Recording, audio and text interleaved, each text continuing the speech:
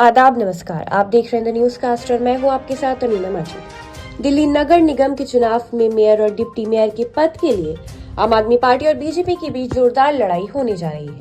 Mayor और deputy mayor के लिए चुनाव 6 जनवरी को होगा। आम आदमी पार्टी ने मेयर के पद के लिए शैली ओबरॉय को, जबकि डिप्टी मेयर के पद पर आले मोहम्मद इकबाल को मैदान में उतारा है।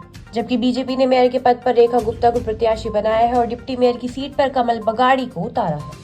बीजेपी ने इस चुनाव में यू टर्न लिया है क्योंकि एमसीडी के नतीजों के बाद उसने कहा था कि चूंकि बहुमत आम आदमी पार्टी के पास है, इसलिए मेयर भी आम आदमी पार्टी का बनेगा और बीजेपी विपक्ष की भूमिका में रहेगी। लेकिन नामांकन के अंतिम दिन यानी 27 दिसंबर को उसने अपने प्रत्याशियों के नाम का ऐलान कर लोगों को चौंका दिया। बीजेपी ने चुनाव में उतरने को लेकर अपना स्टैंड क्यों बदला, इस बारे में दिल्ली बीजेपी के कार्यकारी अध्यक्ष वीरेंद्र सचदेवा ने द इंडियन एक्सप्रेस से कहा कि हमने कभी भी आधिकारिक रूप से ये नहीं कहा था कि हम चुनाव नहीं लड़ेंगे और हमेशा ये कहा था कि हम वक्त आने पर इस बारे में बताएंगे।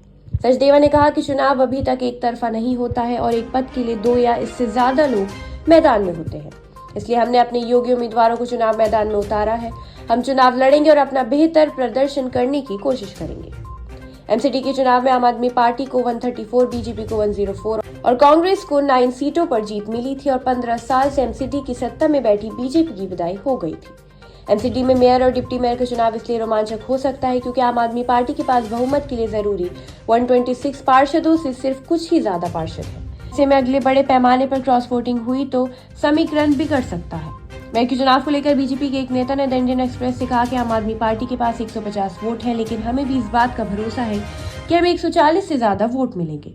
उन्होंने कहा कि आम आदमी पार्टी के अंदर कई बागी नेता भी हैं और ये इस बात से साबित होता है कि पार्टी ने अपने 2 अन्य नेताओं को भी मेयर और डिप्टी मेयर के पद के लिए बैकअप उम्मीदवार के तौर पर उतारा है। उन्होंने कहा कि इससे पता चलता है कि वो पार्टी एकजुट नहीं है।